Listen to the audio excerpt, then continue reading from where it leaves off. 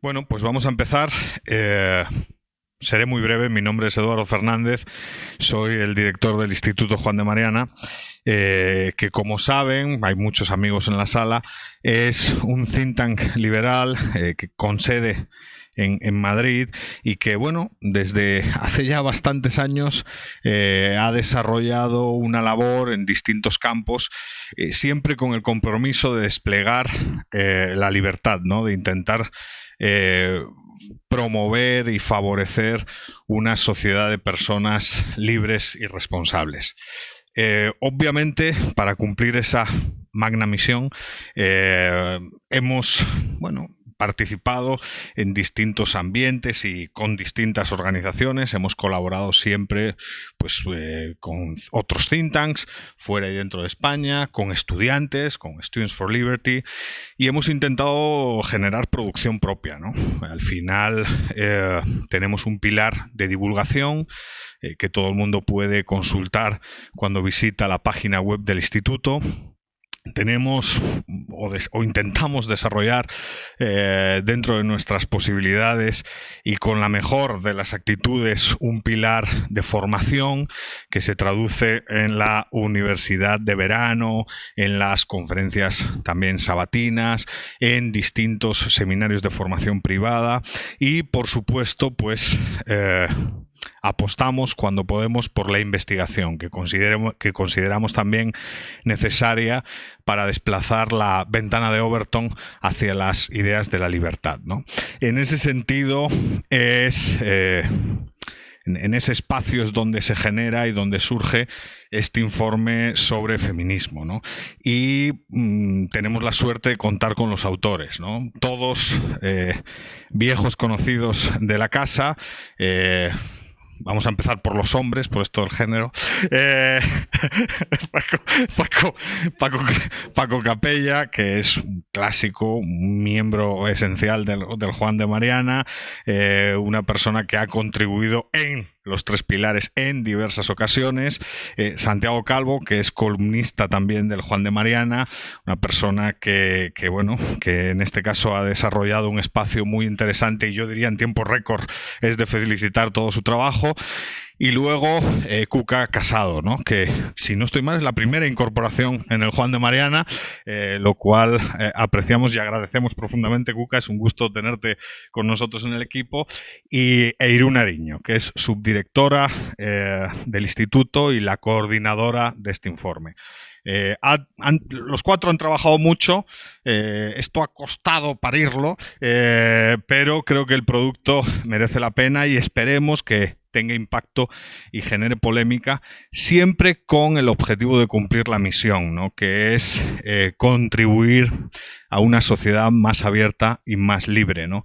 Voy a dar ya ahora la palabra a Irune. Ella es la que coordinará, no solo ha coordinado la publicación, también coordinará la sesión el día de hoy, pero por nuestra parte, un gusto y espero que el informe despierte interés, genere polémica y muchas preguntas. Muchas gracias, Eduardo, por la presentación. Muchas gracias a todos por estar aquí. Antes de pasar la palabra a mis compañeros, yo hablaré un poquito del informe, digamos, a grandes rasgos y luego más concretamente sobre la parte que más he desarrollado. Bien, cuando Eduardo y yo nos unimos al Instituto Juan de Mariana y pensamos en los posibles temas sobre los que investigar, el tema del feminismo nos pareció esencial, sobre todo a raíz de la huelga del año pasado, de todo el revuelo que llevó y también a raíz de todo el movimiento, digamos, contrario que eso ha generado. El término feminismo es un término problemático y complicado. Muchas veces, y además pasa en los dos bandos más contrapuestos, cuando se habla de feminismo tendemos a ser generalistas y reduccionistas a la vez. Generalistas porque entendemos que el feminismo es un todo y que además todo lo que se defiende, en el nombre del feminismo es a la vez lo que define el feminismo. Y eso no es exactamente así. Entonces, algo que me parecía interesante de plasmar en este informe, y yo creo que mis compañeros también lo comparten, es sobre todo el hecho de que no existe un feminismo. y de que probablemente sea más acertado hablar de feminismos en plural. De hecho, la izquierda también suele hablar de feminismos en plural, pero para definir a sus feminismos. Digamos, no acepta esa mayor pluralidad que nosotros sí defendemos. El feminismo podemos decir que es un movimiento social y político que tiene un consenso de mínimos en todas sus variedades. Ese consenso de mínimos, ya se explica en el informe, puede ser la parte más normativa, que es los hombres y las mujeres deben ser iguales ante la ley. Sí, yo creo que no hay ningún feminismo que abiertamente se oponga a eso. Luego, es diferente que lo que sus políticas o sus propuestas consigan sea eso o no. Pero digamos que ningún feminismo se opone a eso. Y luego, la parte más descriptiva, que estaría más relacionada con las mujeres se encuentran o se han encontrado en situaciones de desigualdad en muchas ocasiones. Que eso la mayoría del feminismo también lo defiende. Lo que pasa que, otra vez, digamos, hay feminismos que se enfocan más en ciertos aspectos y feminismos que le dan más importancia a otros aspectos. El feminismo, o al menos nosotros, no queríamos con este informe demonizar y señalar al feminismo per se. No nos parece que el feminismo o que los feministas o el movimiento feminista histórico sea algo malo. Al revés, creemos que ha sido muy importante. Muy importante, a veces se dice para la consecución de cambios legislativos, sí, pero no en el sentido en que, digamos, que los colectivos feministas hayan conseguido de facto esos cambios legislativos, sino que sí han contribuido, digamos, a un cambio de mentalidad. Digo lo de que no siempre han sido los que han conseguido de facto los cambios legislativos, porque algo que, y además a mí particularmente me molesta, del hecho de que la izquierda, que eso ahora también lo comentaré, se haya apropiado ese término, es que, por ejemplo, directamente, bueno, de hecho ellos sí como consideran que el lenguaje genera realidades, directamente con la narrativa han intentado cambiar la realidad. Y ahora me explico. En el caso de España, es verdad que el voto, por ejemplo, femenino sí se aprueba con la República, pero lo que también es verdad es que se ejerce con el voto en contra de 2 de las 3 mujeres que eran parlamentarias en ese momento y cuyos partidos políticos eran de izquierdas, y uno de ellos era el PSOE, que era Margarita Nelken, la del PSOE, y Victoria Kent. Y eso no se dice. Y parece que el voto femenino en España es una consecución del feminismo de izquierdas, y no es verdad. O el feminismo, y no es verdad. No es verdad. Y eso pasa con muchas otras cosas, ¿no? Entonces, eso era importante, digamos, dejarlo claro. Por eso, aunque los 2 primeros apartados del informe son más de contextualización sobre lo que es el feminismo, sobre qué tipos de feminismos existen, y además es bastante aséptico, era importante para que todos, digamos, estemos contextualizados a la hora luego de hablar de los siguientes problemas, ¿no?, que se han ido tratando en el informe. Entonces, que la izquierda se haya arrogado, como se ha arrogado de otras, digamos, muchas luchas, podríamos decir, de lo que se voy a llamar grupos subalternos o minorías, es una realidad. Lo que pasa que a mí me parece que los liberales, y esto sí es una opinión particular, no debemos renunciar a la lucha por esos términos. Entonces, en parte también el informe estaba para eso. Los temas que se escogieron para tratar en el informe, obviamente hay muchísimos más temas, era imposible abarcarlos todos, el tiempo era limitado, además no podíamos hacer un producto que sabemos que es largo, no lo podíamos hacer todavía más largo, porque entonces eso dificulta que la gente se lo lea. Entonces decidimos coger, digamos, un tema como representativo de cada cosa, ¿no? Temas más económicos, pues lo relacionado con la brecha salarial y la desigualdad, el techo de cristal, que eso lo ha tratado Santiago, temas más, obviamente, de violencia de género, que lo ha tratado Cuca, pero también nos parecía interesante. Al final todos estos temas parten de una narrativa que da por sentado diferentes cosas, y una de las cosas que da por sentado es el concepto de patriarcado y cómo eso oprime o no a las mujeres, o cómo condiciona o no las decisiones que tomamos las mujeres, y esa parte la ha tratado más Paco, hablando de las diferencias biológicas entre hombres y mujeres. Bien, no me quiero enrollar mucho más, entonces voy a entrar ya a la parte que he tratado yo misma y luego le daré la palabra a Paco y al resto de compañeros.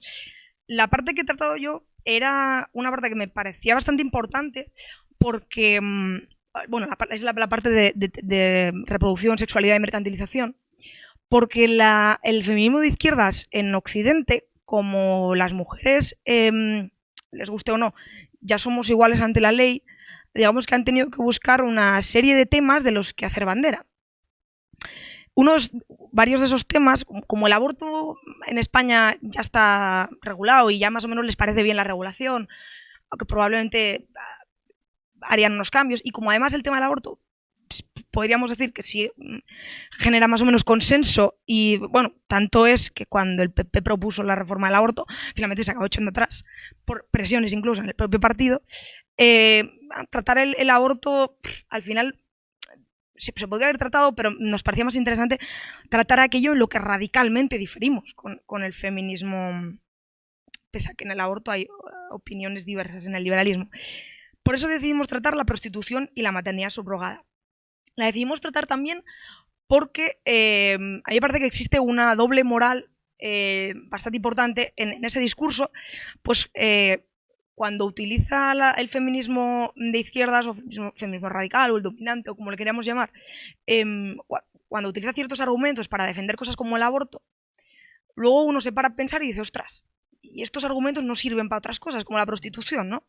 Entonces, cuando hablamos de prostitución y gestación subrogada, la mayoría de argumentos son lo que Brennan y Jaworski, que son dos politólogos estadounidenses, no lo han nombrado ellos, pero ellos sí lo han tratado bastante, son los argumentos simbólicos o semióticos, que se refieren a construcciones culturales que tenemos alrededor de diversos conceptos.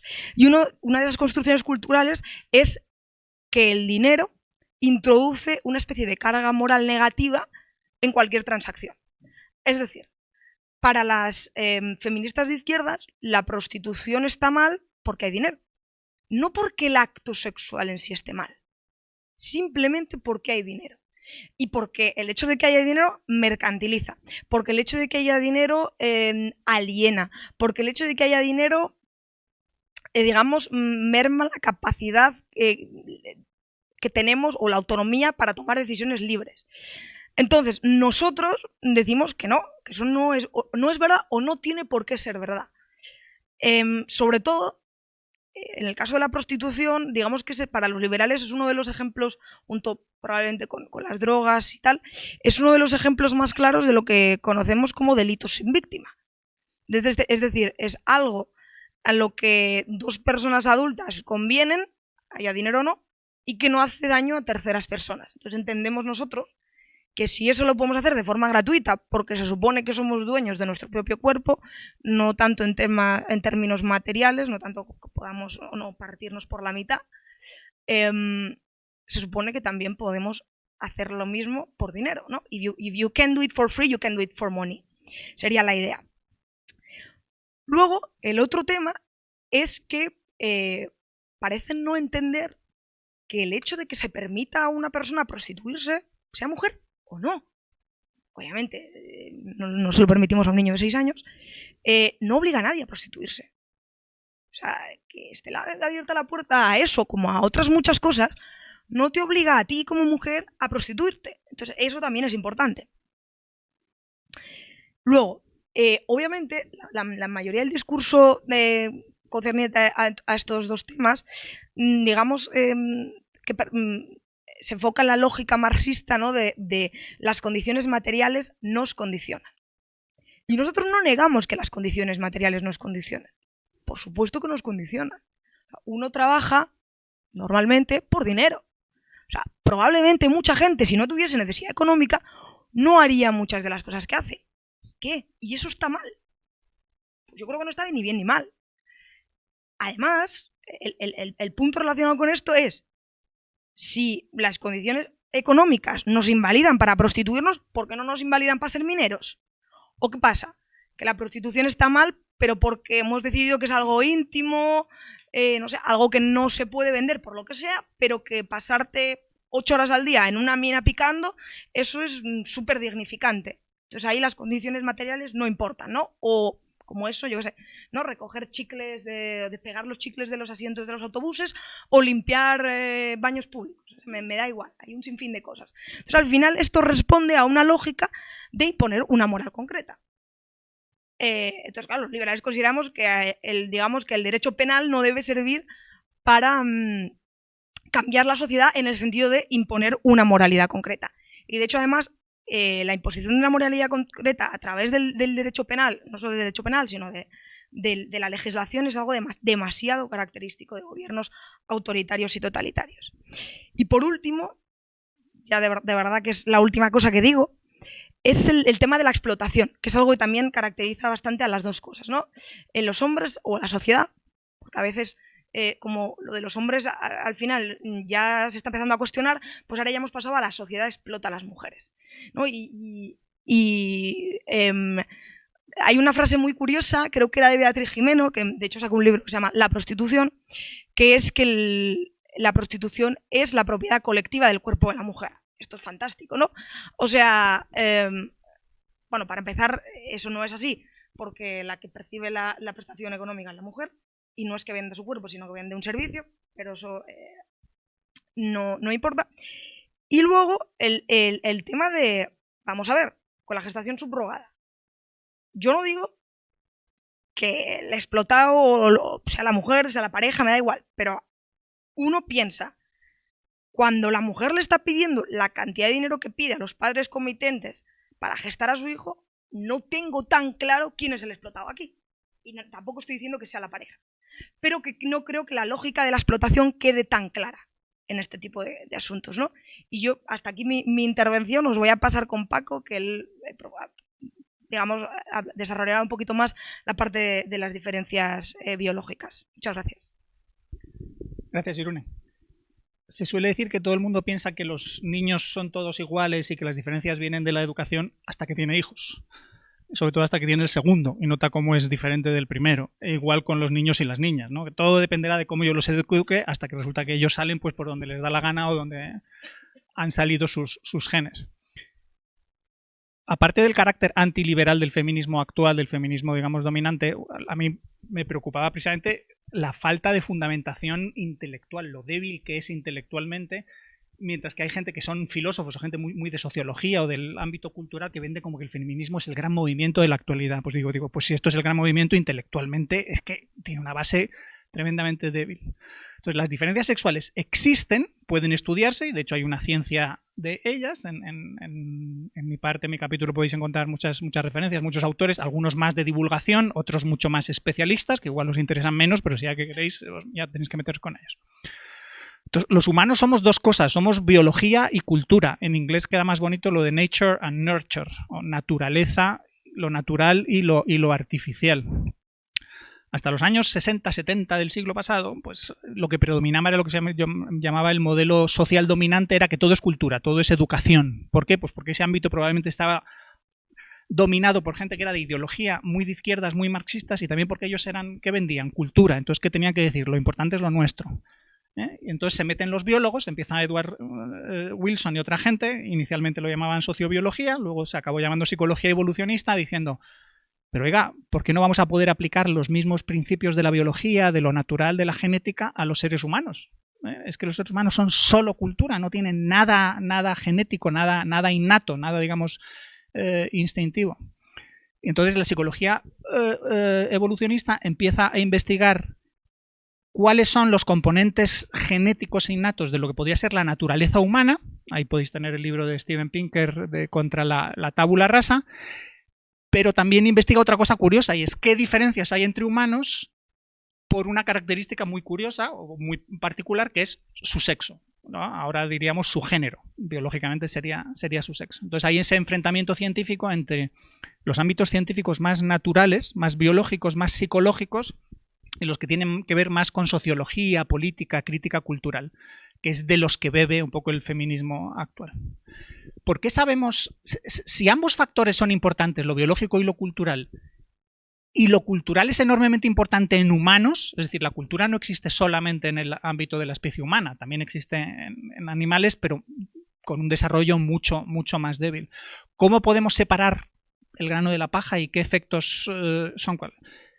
Pues es difícil, pero podemos ver que tiene que haber un componente biológico porque sabemos cómo funcionan los genes, sabemos cómo producen hormonas y cómo esas hormonas influyen sobre la conducta, influyen sobre la construcción del cerebro. Porque muchos rasgos no son solo compartidos entre hombres y mujeres, sino entre machos y hembras, o sea, las diferencias. Viendo a otros animales que no tienen cultura o que la tienen muy débil, podemos ver que esas diferencias también existen. Porque estudiando bebés, niños recién nacidos o niños que todavía no han tenido tiempo o ocasión de asimilar cultura, también se perciben diferencias. Y un último factor es porque hay rasgos culturales que son universales humanos, que son iguales en todas las culturas. Entonces, si ciertas cosas fueran meramente culturales, habría una muchísima mayor diferenciación entre las distintas culturas. Podrían ser cuestiones más arbitrarias.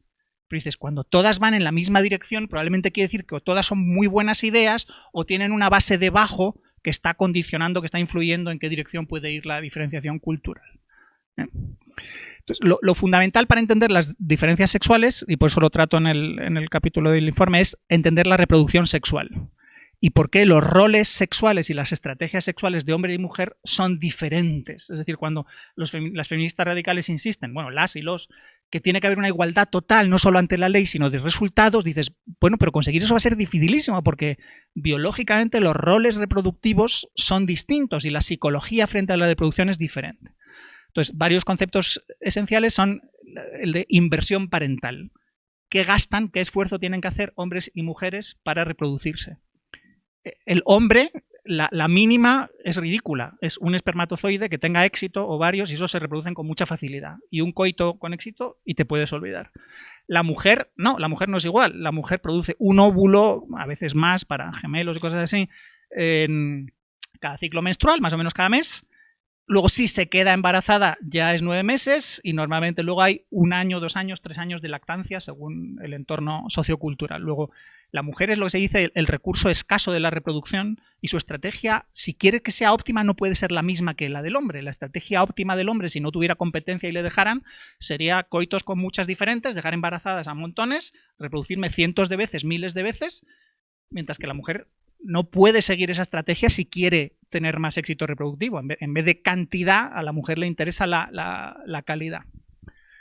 El siguiente concepto es el de selección sexual y qué criterios se siguen.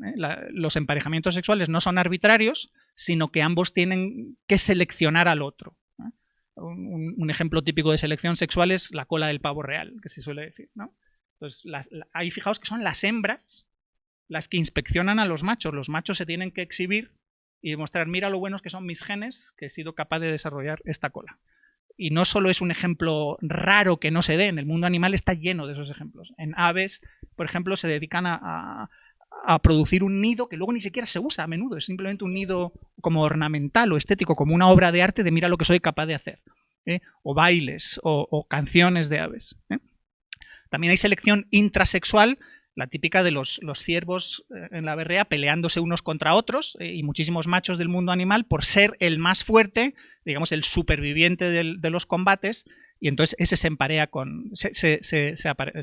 empareja con muchas. Entonces, importante entender que la reproducción sexual hay procesos de cooperación y procesos de competencia, ambos.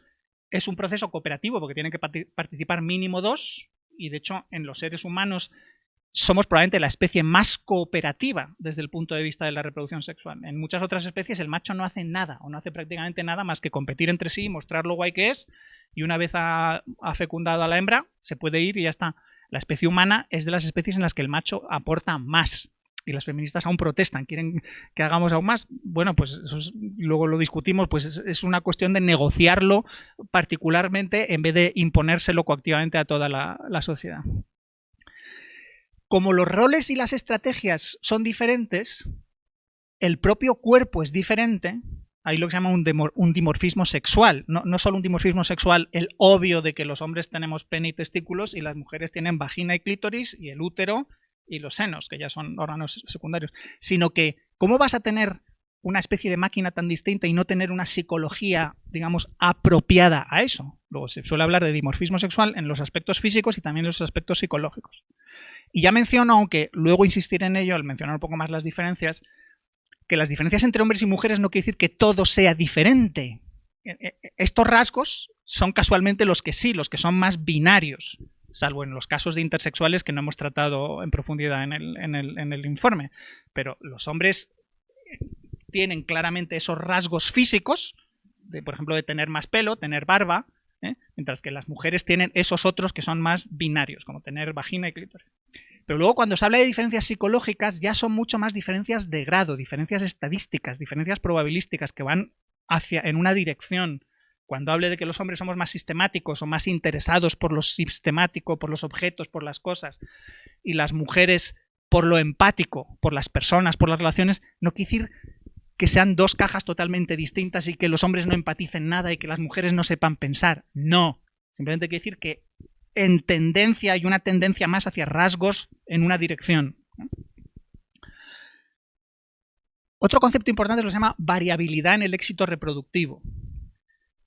Una mujer, como máximo, ¿cuántos hijos puede tener a lo largo de su vida? 20, siendo muy optimistas, quedándose embarazada constantemente. Bueno, si tuviera gemelos o trillizos, muchos más. Pero estamos en un orden de magnitud de 10 o de decenas. Un hombre, como os he contado antes, se suele decir que Gengis Khan puede haber tenido cientos de miles de hijos o decenas de miles de hijos. Eres un conquistador, puedes permitirte una mujer o varias cada noche. Es posible que las dejes embarazadas, no tienes que cuidar de ellas porque no es cosa tuya. Pues ha podido tener... La variabilidad en el éxito reproductivo de hombres y mujeres es muy diferente. Eso puede explicar que los hombres tienen más variabilidad de rasgos en general, porque la competencia entre los propios hombres por el acceso a las mujeres es tan fuerte y la diferencia en el éxito es tan grande que tienes que competir mucho. Entonces los hombres tienden a ser más competitivos y asumir más riesgos, mientras que para las mujeres esa estrategia no tendría mucho sentido, porque ellas están mucho más limitadas y les interesa mucho más fijarse en calidad, en ser más estrictas de a quién escogen. Peculiaridades humanas de la reproducción sexual. Muchos más detalles hay en el estudio. La ovulación oculta de la mujer. En muchos animales la mujer anuncia cuando está fértil, mientras que los hombres en el ser humano no. Esto se cree que es probablemente para mantener el vínculo de la pareja, para que el hombre tenga que estar más constantemente junto a la mujer y así tener una crianza cooperativa más exitosa. La menopausia en la mujer. ¿Qué sentido tiene que una mujer que aún está viva y podría seguir teniendo crías ya no las tenga? Pues entonces ahí lo que se llama el principio de la abuela. Puede tener sentido que la mujer se dedique a cuidar de las crías de su hija en vez de seguir produciendo crías propias. Otra peculiaridad es lo que os he contado antes, el hecho de que los machos, en este caso los hombres, nuestra inversión parental es muy grande. Entonces, como nuestra inversión parental es muy grande, nos podemos permitir nosotros ser también selectivos. Mientras que hay otras especies en que las hembras seleccionan a los machos y luego los machos no hacen nada, en la especie humana, al ser tan cooperativa y al ser tan alta la inversión parental, ambos lados pueden ser selectivos, pero como he explicado, y enfatizaré luego un poco después, con distintos criterios. Entonces, las cosas que parecen tópicos luego resulta que son verdad.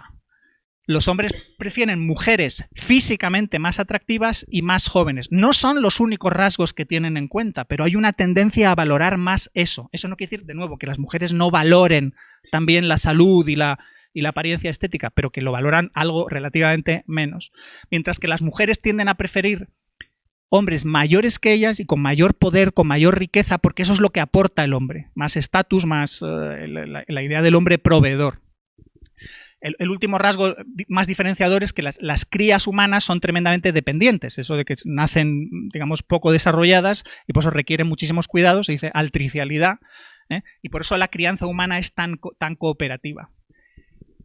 Como la mujer se queda embarazada y no puede proveerse a sí misma y a su cría con tanta facilidad, dos rasgos fundamentales distintos de hombres y mujeres para la crianza cooperativa y el emparejamiento son que la mujer es más vulnerable, es más dependiente, mientras que el hombre tiene otro problema, y es, en inglés se dice mother's baby, father's maybe, o sea que la madre sabe que el bebé es suyo, porque obviamente lo estás viendo salir y salvo que en un hospital haya un cambiazo, la madre sabe de quién es el bebé, mientras que el padre no. Podría haber habido una infidelidad de la mujer. Entonces, si un hombre no desarrolla algún tipo de mecanismo psicológico que le lleve a vigilar a la mujer, puede que la mujer, al ser infiel, digamos que le haga trampa en ese proceso cooperativo y el éxito reproductivo del hombre se vea disminuido. Entonces, esto explica problemas o fenómenos que luego acaban causando problemas como los celos. Tanto los celos como el enamoramiento, que se considera a veces que son como pasiones que no sirven para nada, pues los científicos están diciendo, no, estos son mecanismos psicológicos que protegen la cooperación, precisamente frente a esos problemas de infidelidades. Trato también el tema de la crianza cooperativa, ya os lo he comentado, las alomadres, es decir, madres que no son la madre, que pueden ser hermanas, la abuela, que simplemente para que veáis cómo eso, la especie humana es diferente de otros animales, en el sentido de que muchas más personas se involucran en la crianza.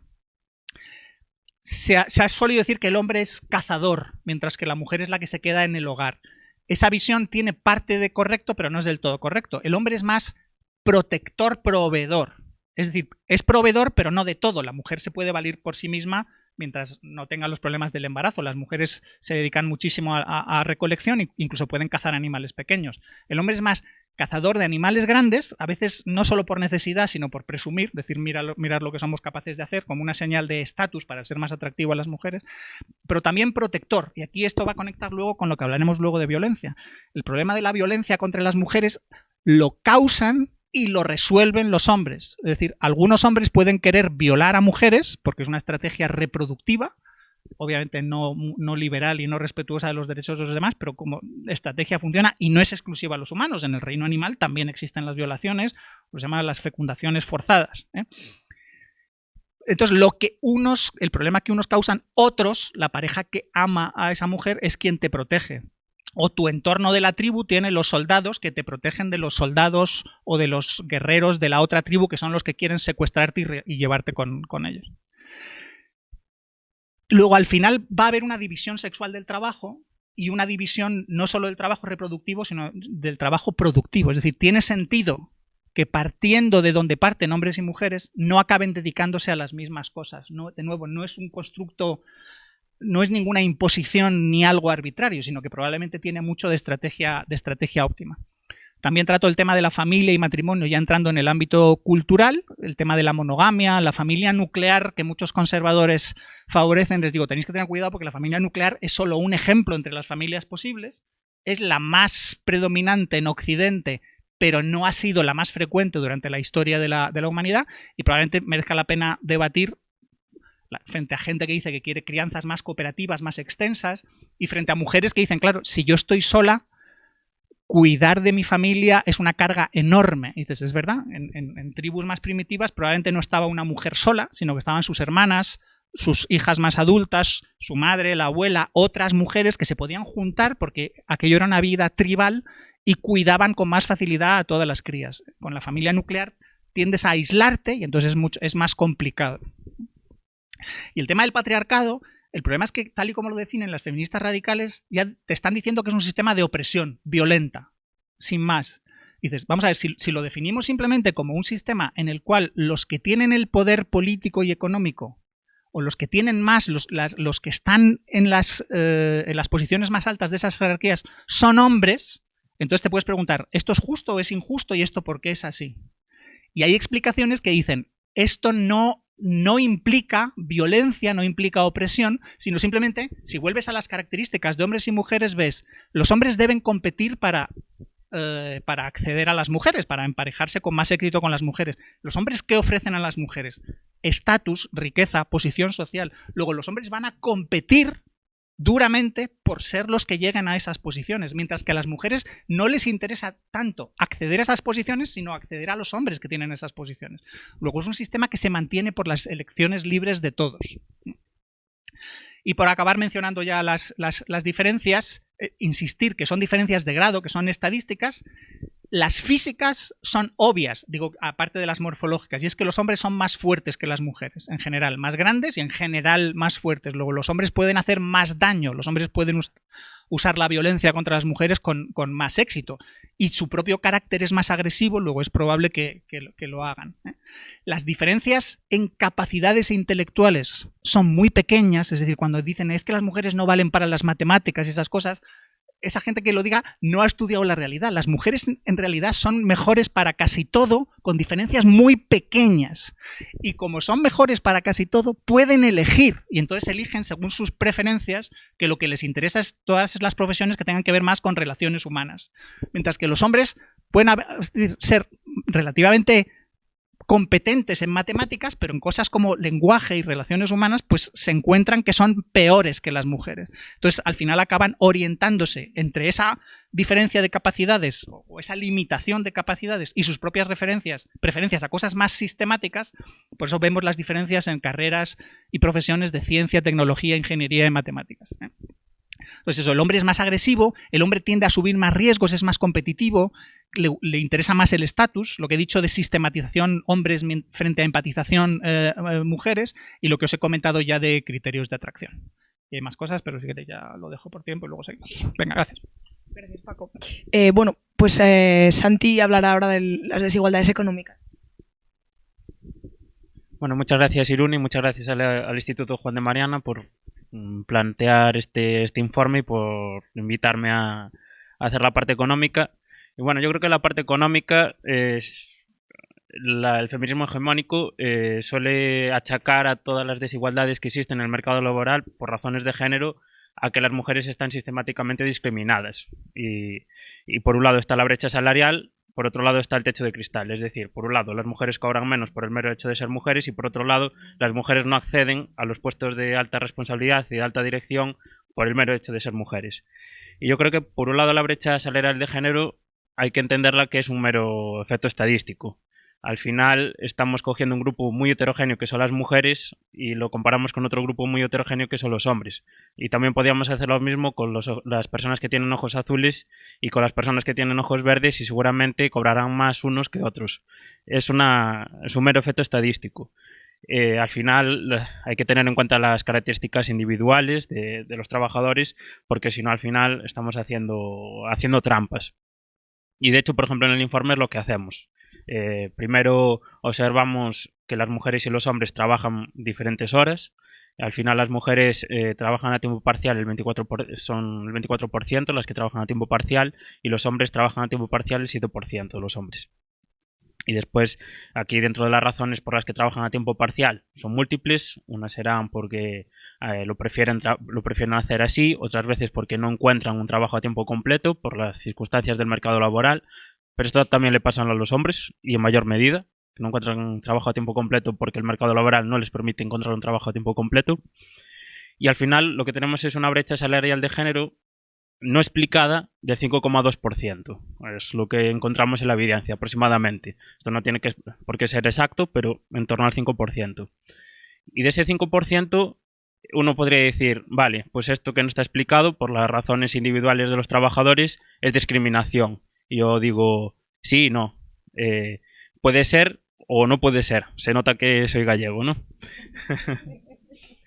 Me explico, porque aquí también entran circunstancias individuales, que gente que prefiere, o mujeres que prefieren trabajar en trabajos que les permite tener un mayor tiempo libre, y eso también pasa a los hombres. Al final, vuelvo a repetir, el mero efecto estadístico de comparar hombres y mujeres te puede producir que encontramos mujeres que cobren más que los hombres y hombres que cobren más que mujeres. Podemos encontrar de todo en la distribución salarial dividida por género. Y volviendo a la discriminación, al final, también si observamos los datos, por ejemplo, el informe de la Inspección de Trabajo de la Seguridad Social del año 2017 encuentra que tan solo hay 1.200 casos de discriminación de género en el trabajo y de esos acabaron en sanción el 1,23%. Entonces, en realidad, aquí lo que encontramos es que realmente no hay una gran discriminación en el trabajo. Al menos el órgano competente que trata de vigilar que no se produzcan estos hechos no encuentra estos delitos. Que por otro lado, además, que se habla mucho de prohibir que las mujeres cobren menos que los hombres, ya está prohibido la discriminación salarial por razones de género en el artículo 28 del Estatuto de los Trabajadores. Por tanto, prohibir de nuevo una cosa que ya está prohibida no tiene mucho sentido, sinceramente. Y después también me gustaría destacar que la evidencia empírica suele demostrar que es la maternidad el efecto que produce o el factor más explicativo de la brecha salarial de género por razones no explicadas o por las razones individuales, por motivos individuales de los trabajadores. Ya está la maternidad en países, por ejemplo, los países nórdicos, significa una penalización entre el 20 y el 30% del salario a largo plazo. Y aquí se habla mucho de las políticas de conciliación. Y yo aquí diría que o mandaría una advertencia a los políticos, que habría que ver lo que pasa en los países de nuestro entorno y qué efectos tienen las políticas de conciliación. Por ejemplo, el viernes pasado, que al final se va a aprobar este viernes, los derechos parentales intransferibles de hasta 16 semanas para el año 2021, para hombres y para mujeres, no tiene ningún efecto en reducir la penalización por la maternidad para las mujeres. Realmente, de hecho, la mejor política que se puede hacer para evitar que las mujeres salgan del mercado laboral cuando son madres es abrir guarderías.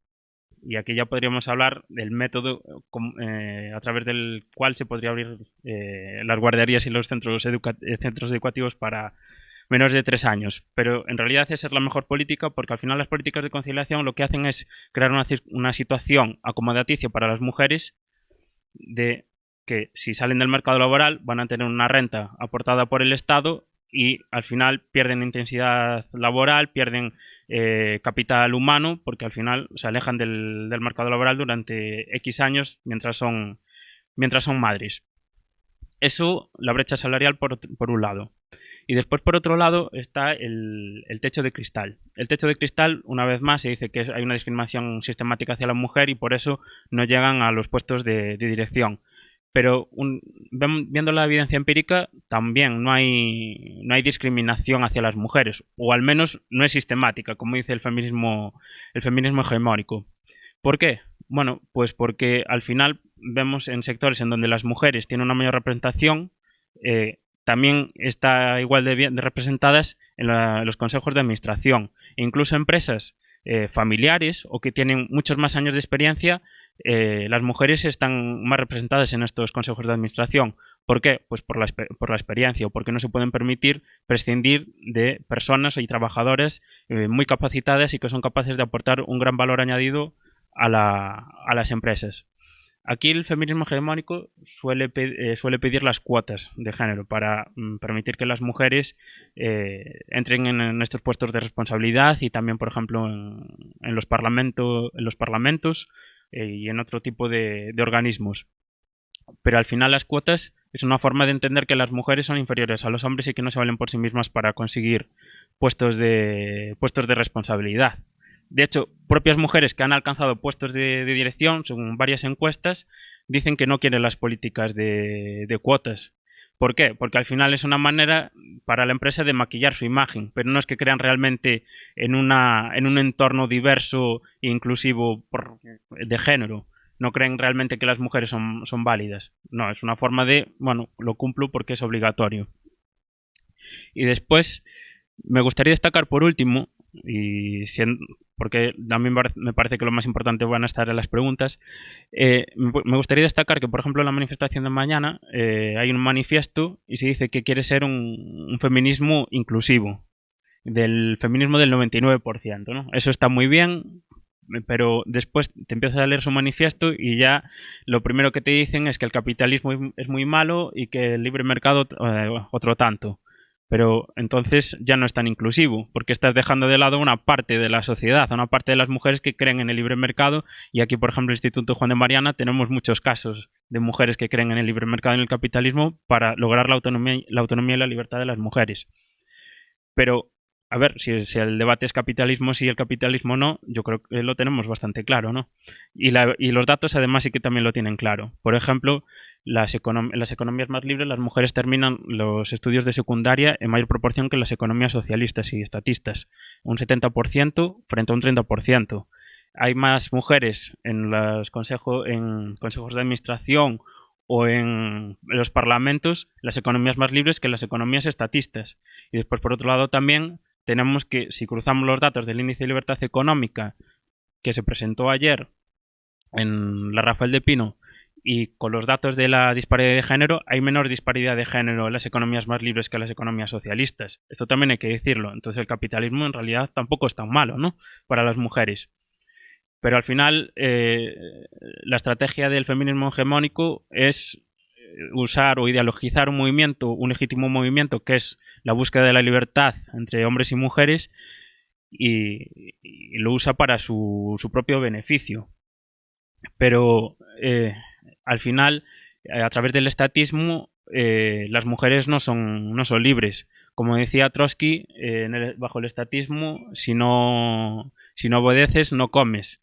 Y si no obedeces al feminismo hegemónico, las mujeres no son mujeres, o al menos no son feministas. Y al final, la mujer, en resumen, necesita al Estado lo que un pez a una bicicleta.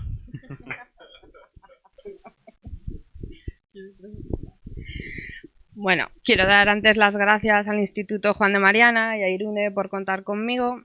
Creo que una de las mayores mentiras que se lleva repitiendo, no en estos años, sino décadas, es que la violencia dentro de la pareja heterosexual es una cuestión de género. El hombre pega a la mujer por ser mujer y la pega porque él es hombre. Y hay que entender de dónde viene este simplismo absoluto, que es el que está repitiendo cual credo el feminismo hegemónico. Hay que trasladarse décadas atrás y hay que analizar y preguntarse cómo en los años 90 189 países decidieron implantar medidas y políticas en perspectiva de género. Eso fue la conferencia de Beijing. Estamos hablando de 189 países que de manera unánime dijeron que los problemas de la sociedad hay que abordarlos con perspectiva de género. Y ahí se empezó a gestar muchas de las medidas que hoy conocemos, nos llaman la atención y nos sorprenden. Aparte de ese hito, que fue muy importante y que yo siempre animo a leerse esa conferencia porque impresiona ver cómo se quieren meter en el núcleo de la sociedad, que son las familias y la forma de relacionarse, eso también ellas lo intentan sustentar con un par de teorías que no están cualificadas ni validadas, en base a feministas de aquella época, de los años 70, 80, que reducían absolutamente todo a una cuestión de que el hombre quiere oprimir y la mujer es oprimida. Es curioso que lo reduzcan todo a eso cuando llevamos décadas con evidencias, con análisis empíricos, intentando comprender por qué en una pareja se puede dar la violencia. Hay infinidad de estudios, yo en mi capítulo me hago eco de unos cuantos, hay metaestudios que llevan años intentando comprender estas dinámicas, y es curioso cuando ves que las conclusiones de toda la evidencia es la misma. ¿El machismo puede estar presente? Puede, pero es que hay factores biopsicológicos muchísimo más importantes. Nos encontramos que son tanto víctima como victimador. Nos encontramos que son personas que tienen problemas a nivel psicológico, trastornos de personalidad. Nos encontramos con abuso de sustancias. Nos encontramos que son personas que vienen ya de familias desestructuradas, con problemas económicos, pobreza. O sea, es una conjunción de factores que llevan a que en un momento dado una pareja estalle en una dinámica de violencia que como poco es ofensivo que el feminismo siga reduciéndolo a una cuestión de que se pega a la mujer por el hecho de ser mujer. Otra de las cuestiones que ellas intentan inculcar a la sociedad es que solo es en una dirección y sin embargo, vuelvo otra vez a toda la evidencia que hay a día de hoy, se ve que es bidireccional. ¿Qué es lo que marca la diferencia? La intensidad y la forma de agredir. Es cierto, como bien decía Paco, que los hombres son más fuertes, su tendencia agresiva es más evidente y por esas razones, otra vez biológicas y psicológicas, suelen cometer más asesinatos dentro de la pareja. Pero es que la mujer también agrede, tiene otros mecanismos y eso, por ejemplo, desde una visión criminológica se intenta entender esos modus que hay dentro de una relación para ser violento con el otro. Todo esto el feminismo intenta negarlo. Es más, mucho decir que hablan en nombre de las mujeres y se olvidan de unas grandes olvidadas, que son las lesbianas. Si nos vamos a las parejas homosexuales, vemos las mismas dinámicas, las mismas motivaciones, los mismos factores, y sin embargo no están contempladas. Incluso, últimos estudios ya se ha visto que es que no es que estén equiparada la violencia dentro de la pareja homosexual a la heterosexual, es que supera a la heterosexual. Entonces, la pregunta a hacerse es ¿por qué? ¿Por qué ignora el feminismo todos estos factores? Y es difícil de contestarlo y yo no tengo respuesta y solo cabe responder que es una cuestión de superioridad moral. Venimos de una ola del feminismo, años 60, 70, donde se quería visibilizar ciertos problemas, ciertas problemáticas contra la mujer. Eso dio una categoría, un estatus a la mujer de víctima. ¿Y quién se va a portar mal con las víctimas? ¿Quién le va a decir que una víctima también puede ser en un momento dado una agresora? Entonces juegan con esas dinámicas morales que son las que están intentando imponer en la sociedad. No deja de ser curioso que hagan uso del Estado, de las diferentes administraciones, y cuando sale, por ejemplo, la ONU a recordarles, ONU Mujeres, que, oye, que la violencia de género no es exclusiva de las mujeres, que los hombres también pueden sufrir violencia por una cuestión de género, lo omiten. Todas esas verdades, todas esas evidencias son negadas. Y eso ha llevado en un momento dado en España, junto con la colaboración, porque es una colaboración activa de los medios de comunicación, a sobredimensionar el problema. Cuando se hacen diferentes encuestas, es impresionante que la sociedad piense que es una lacra, que la violencia contra la mujer en la pareja es un problema gravísimo, lo es.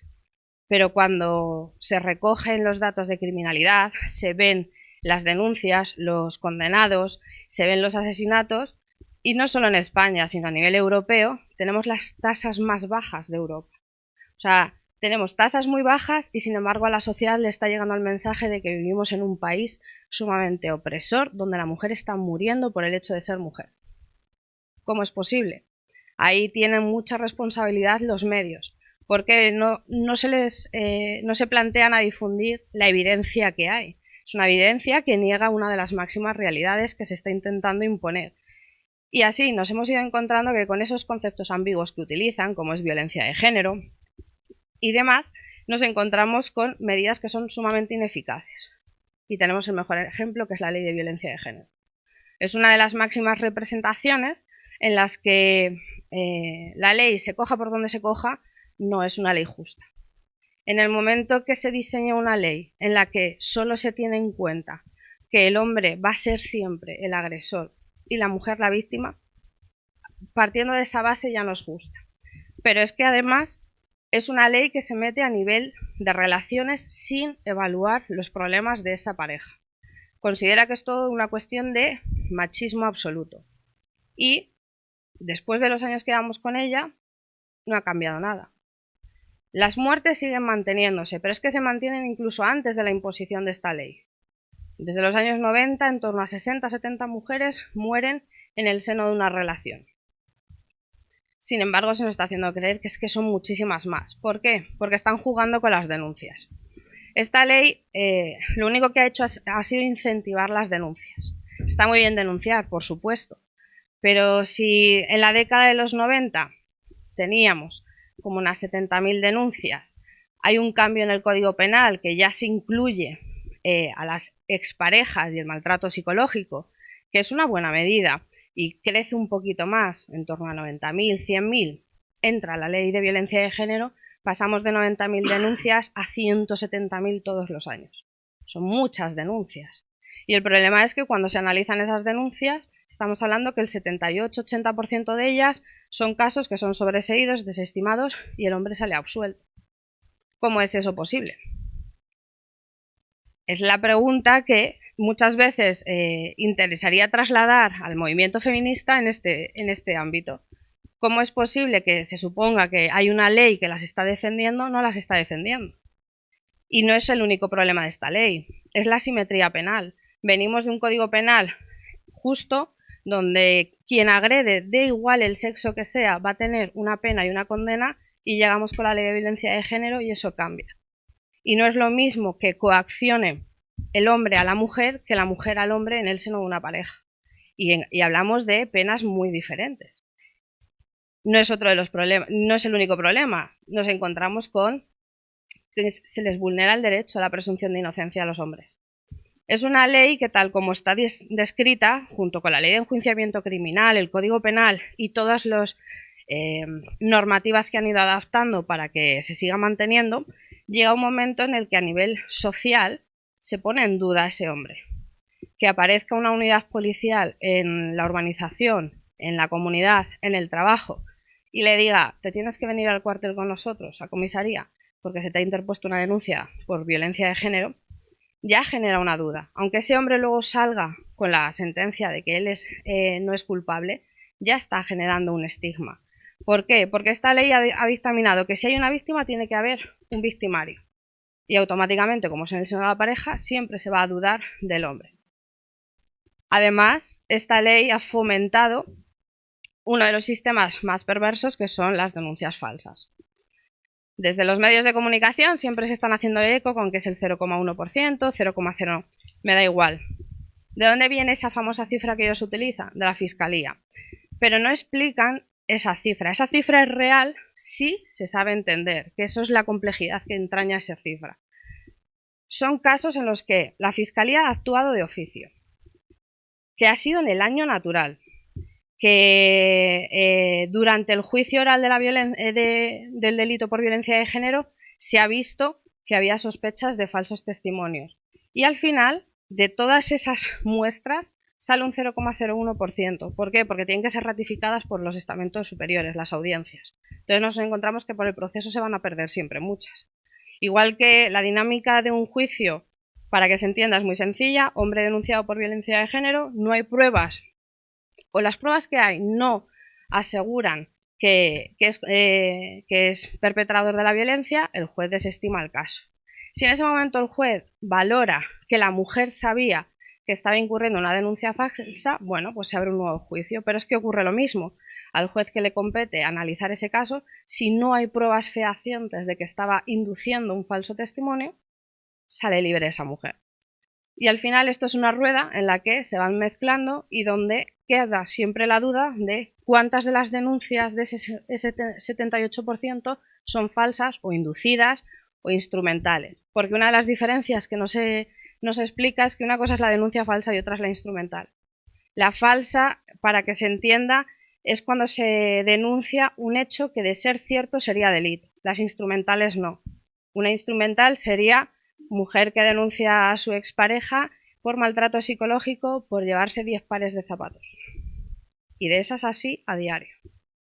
Entonces hay una confusión con lo que son denuncias falsas, lo que son denuncias instrumentales, lo que son casos absueltos sobreseídos, que como la Fiscalía no facilita esa transparencia, está generando estos problemas de entendimiento. Todo ello ha facilitado que se incentive también con la ley y con estas denuncias, pues las subvenciones. Nos encontramos que a la mujer que se encuentra en proceso de divorcio ya se la anima. Si lo haces por la vía de la violencia de género, es la vía penal, es más rápida, en 3 días se soluciona, tienes la custodia de tus niños, tienes manutención, él sale de casa, etc.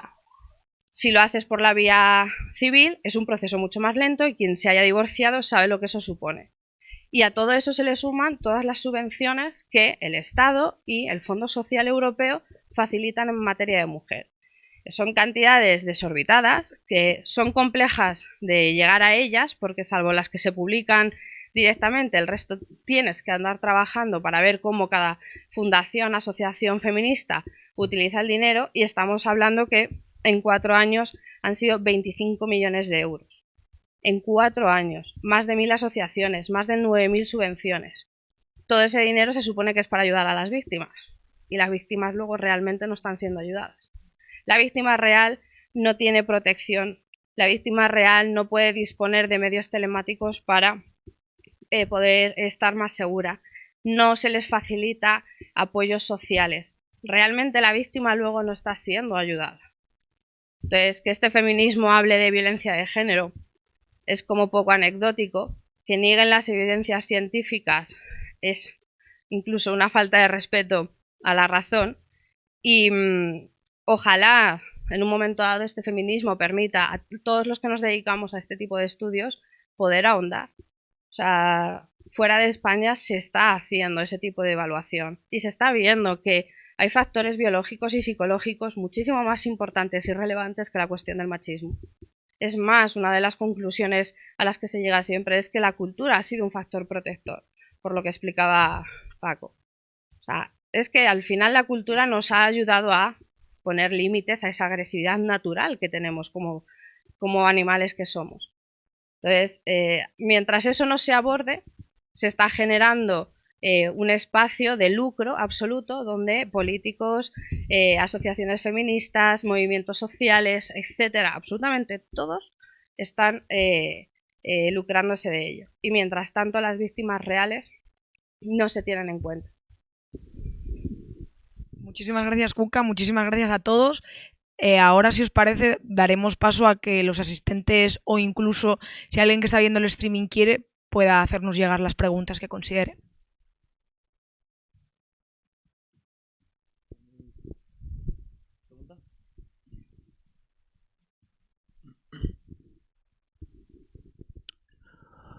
Hola, buenas tardes. Bueno, Cuca, decirte que soy muy fan tuyo. Te sigo, para mí eres la Carmen Puglia española y en 50 años serás recordada. Eres una ingeniera social y sigue así. Te he seguido desde hace bastante tiempo. Aparte de todo esto, espero que no te hayas ofendido, como de hombre a mujer. Bueno, yo creo que el feminismo de segunda ola busca la igualdad. El feminismo de tercera o cuarta ola es supremacista. El feminismo de segunda ola luchaba colectivamente. El feminismo de tercera, cuarta ola ha sido subvencionado y estatista. Con todo ello quiero decir, ¿es demasiado tarde para explicar a la sociedad la diferencia del feminismo de segunda ola al de tercera o cuarta ola? Para nada.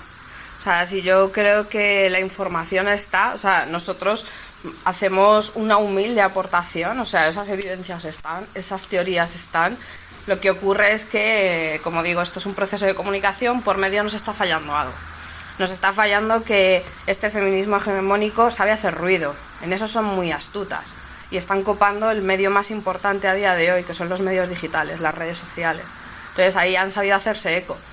Pero siempre digo lo mismo, cuando me encuentro en este tipo de encuentros, digo, la muestra es evidente, la información llega. O sea, lo único que es un trabajo arduo y que se necesita muchísima gente. Y que hay que entender que en esta era digital en la que vivimos se viraliza absolutamente todo con una rapidez impresionante. Pero cuando tiene que viralizarse una rectificación, eso no llega. Entonces es un proceso complicado, pero no creo que sea imposible. La muestra de este informe es una de ellas, igual que otras tantas presentaciones, ponencias, estudios españoles se están haciendo a cabo. Lo que ocurre es que no podemos acabar en 10 años lo que llevamos 50 años gestando, que eso es lo complicado.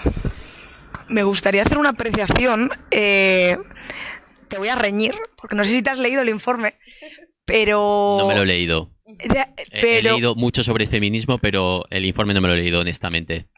No, a ver, es una tontería, pero está bien, sí me parece importante apreciar algo. Y es el hablar sobre las olas como un todo. Las olas, digamos que es una clasificación artificial que hacemos, bueno, que se crea en Estados Unidos, un poco para decir, esto es como muy complicado de entenderlo, vamos a ordenar un poco el asunto para que quede un poco claro. Pero es que incluso dentro de las olas hay muchas versiones diferentes de feminismo. Entonces, decir que la tercera ola es liberticida per se no me parece correcto, porque también tenemos a gente como Camille Paglia, que pertenece a esa tercera ola, gente como Naomi Walker, que pertenece a esa tercera ola y no son liberticidas. Es verdad que a ellas se las llama post. Sí. Lo siento, pero decirte que Camille Puglia pertenece a la segunda ola, no a la tercera ola. Te lo confirmo y si quieres, cuando termines... Es una reacción a la segunda ola. Sí, pero ella de segunda ola no es de tercera ola, te lo aseguro. O sea, es que he leído 20 libros de ella y... O sea, no es lo que Rebecca Walker dice que es tercera ola, que es a quien se le atribuye la fundación de la tercera ola. Pero es una reacción a la segunda ola, la de Camille Paglia y la de Naomi Wolf. Y de hecho, las que sí se consideran la tercera ola, o sea, lo que, digamos, los detractores consideran la tercera ola, las llama así, las llama posfeminista o y feministas, o como les queremos llamar. No sé si alguien... No, simplemente el tema de los medios de comunicación, que me parece muy interesante para tratar de meter también nuestro mensaje, que al final yo creo que estamos en lo cierto, si no, no estaría aquí, por supuesto. Y es el problema del sesgo de disponibilidad. Al final vende más las malas noticias que las buenas noticias. Lógicamente va a salir en el telediario que una mujer es asesinada, que no que una mujer es protegida por un hombre, una mujer que va a la calle y no le pasa nada y vuelve a casa. Que eso es lo más normal que pasa en España, que al final España son los países más seguros para ser mujer. Pero esto no se dice.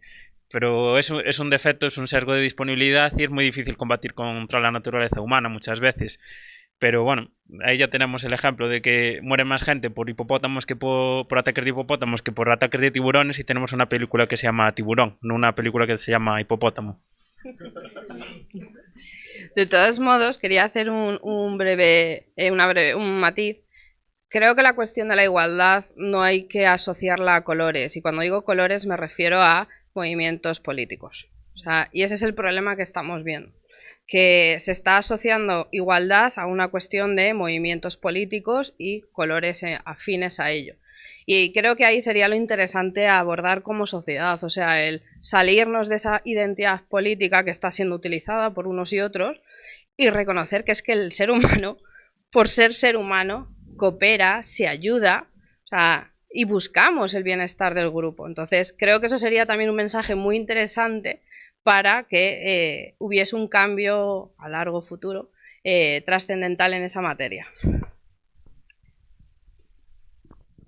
Sin entrar en quién pertenece a cada ola y qué pasó en cada momento, yo sí que te quiero dar la razón en que el feminismo actual es predominantemente antiliberal, y la tendencia histórica, después de haberme leído el informe, porque yo no tengo grandes lecturas de la historia del feminismo, pero sí me he leído el informe, es un corrimiento brutal a la izquierda.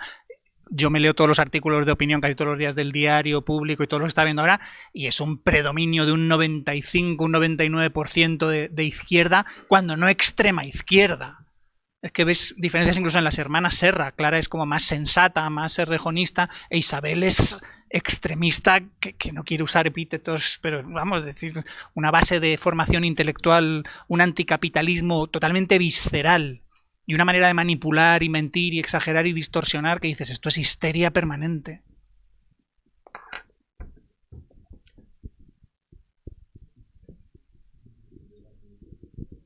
No sé, ¿quién lleva el...? Bueno, lo cojo yo. Hola, gracias. Bueno, yo estoy...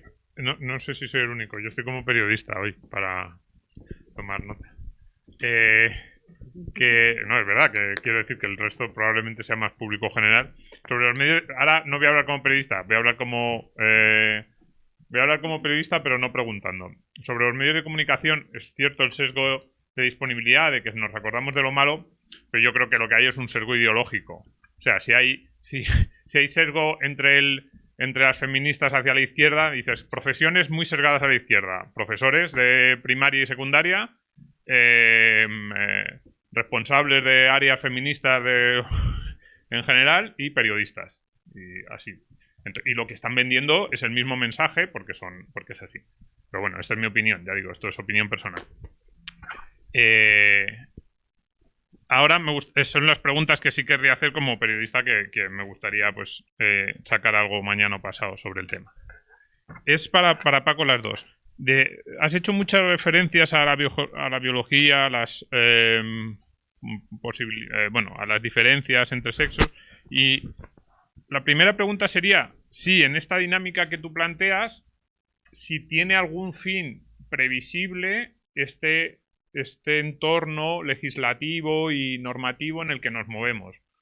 Porque sí, la sensación que da es que cuanta más libertad das, creo que lo has dicho tú, cuanta más libertad vas dando a las mujeres o más posibilidades das para que se liberen de las necesidades a las que antes podían estar atadas, necesidades casi materiales, pues van eligiendo más lo que la biología les dicta. Entonces no sé si tú estás de acuerdo, pero claro, entonces según se avanza normativamente en intentar empujarlas hacia un determinado camino, ellas van hacia otro determinado camino. En algunas sociedades esto está ocurriendo. No sé si tú estás de acuerdo con esta visión, porque es casi el debate más importante que hay ahora mismo si cuanto más empujes, menos vas a conseguir esos resultados supuestamente buscados. Luego, la segunda pregunta es sobre si tú crees que desde el punto de vista en este debate, si es la cultura, si es la biología, también hay hay un argumento clásico, es que a lo mejor hay algunas pequeñas diferencias, pero que la cultura predominante amplía, magnifica esas diferencias de cuna. ¿Tú crees que las amplía o que al revés, las minimiza? Yo, sinceramente, decías lo de los hijos, yo ahora que tengo 2 hijos, un hijo y una hija, me da la sensación de que somos más parecidos con 20 años, chicos y chicas, que con 2. O sea, que este método de los anuncios de la tele refuerzan los estereotipos de género, yo creo que los anuncios de la tele minimizan los estereotipos de género. Pero bueno, esto también era opinión. Y la tercera pregunta... tenía otra en esta línea, pero se me ha olvidado. Bueno, pues me dejo en esta. Voy con ello. Es que la cultura hace ambas cosas. La cultura en algunos ámbitos enfatiza las diferencias y en otros las minimiza. Por ejemplo de que las puede enfatizar. El maquillaje no es natural, el pintarse la cara no es natural. Pero todos los grupos humanos, todos, buscan formas de diferenciar hombres y mujeres. Y tanto a nivel psicológico individual, esto se sabe que los niños a partir de cierta edad quieren jugar con otros niños y no con las niñas, exagerando como que les dan un poco asco a las niñas y cosas así, y quieren distinguirse como niños. Y las niñas quieren distinguirse como niñas. Y nadie se lo ha dicho. Nadie les está diciendo, oye, que eres una niña, compórtate así, oye, que eres un niño. Todos estos mitos que transmite la izquierda de que a los niños constantemente les están diciendo, oye, quizá un padre para conseguir que su hijo no llore demasiado le dice aquello de los niños no lloran, pero no creo que esto sea generalizado. Entonces, los grupos humanos... Eso, pues en Occidente las mujeres se maquillan, en otros grupos de tribus africanos son los hombres los que se maquillan, o que tienen el pelo de alguna manera, o se hacen cicatrices de alguna manera, o se tatúan algo. Es decir, que la cultura en parte se usa para diferenciarse, pero porque la gente quiere esa diferencia, porque le gusta esa claridad y porque en el proceso de selección sabe que si quieres ser mujer atractiva, debes ser mujer, entonces debes enfatizar lo atractivo que tienes como mujer. Si de repente te disfrazas como de hombre, pues el hombre te va a confundir con un hombre y no va a interesarse por ti. Y en el otro sentido, igual. ¿Y cuáles se minimizan? Curiosamente, yo creo que las que se minimizan son las que los feministas dicen que es al revés. La agresividad masculina, como ha dicho Cuca, la cultura tiende a minimizarla. ¿Qué argumentos está sacando el movimiento feminista actual sobre esto de que la cultura como que valida la violencia contra la mujer? ¿Os dais cuenta que solo hay uno? El juicio de la manada. Es que dicen, ve, esto ha sido un mensaje a los violadores de que pueden hacer lo que quieran. Y dan ganas de decirles, oiga, primero, están ustedes interpretando mal la sentencia del juicio de la manada, pero eso es distorsión. ¿No tendrían más evidencia? Porque si me muestran evidencias de fomento de la agresividad masculina, diríamos, pues todas las películas en las que hay héroes masculinos, militares o superhéroes o tal, pero dice, bueno, pero también está Lara Croft, también está la Capitana Marvel, Wonder Woman y todos los demás, que es un movimiento que está tendiendo a funcionar.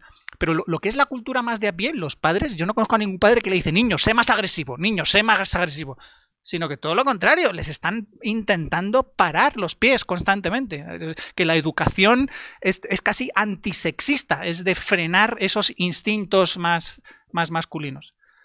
Luego, tu primera pregunta es de hacia dónde va. Hay un tema que no hemos tratado, que es muy interesante, que es el de la paradoja de la igualdad. En los países escandinavos, donde se le da más facilidad a la mujer a nivel, digamos, de financiación, de que te den algún tipo de subsidio, de que te mantengan el salario, de que te mantengan el puesto.